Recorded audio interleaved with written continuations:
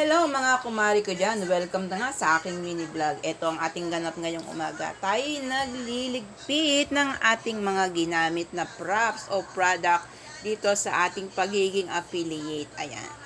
Tayo ngayon gumamit ng ring light, kaya tayo magliligpit na. Kasi po mga guys, dalawa na pong ina-uploadan natin bilang affiliate. Ayan, bilang pong TikTok affiliate at saka po kay Shopee affiliate. Ayan mga guys, kaya ito ang ating ganda. Magliligpit na tayo ngayon ng ating mga ginamit na props para sa ating pagiging affiliate.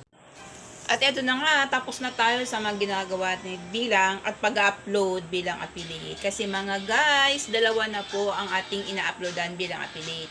Isa kay TikTok at saka kay Shopee. Ayan mga guys, sa mga gusto pong maging affiliate yan, try nyo po yun.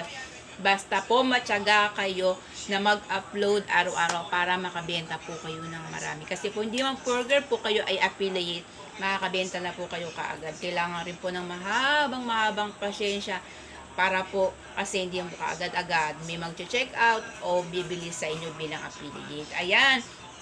Pero po dahil tayo matyaga at marunong maghintay sa mga umorder sa ayan po naging kahit paano may commission na rin naman tayo palagi dito kay TikTok affiliate at sinubukan na nga rin natin ang pagiging affiliate kay Shopee.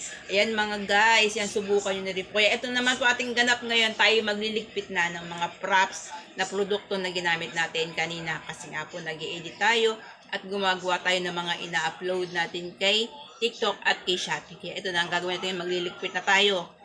Kasi magsasaing pa tayo kasi nga 10:24 na mga guys. Ayan, bukas na rin yung ating tindahan. Ayan, andito po ako sa may harapan ng pintuan para pag may bumili, ayan, maririnig ko po.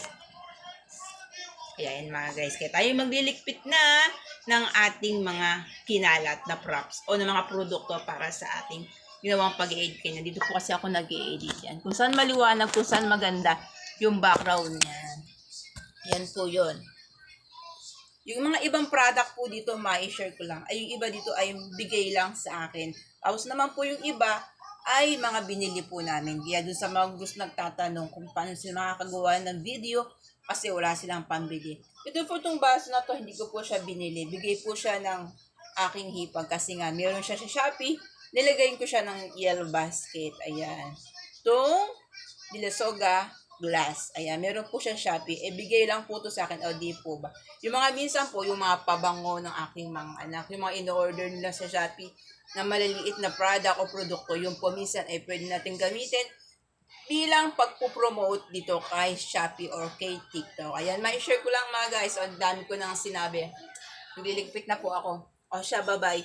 Yan muna ang aking video for today. Bye-bye!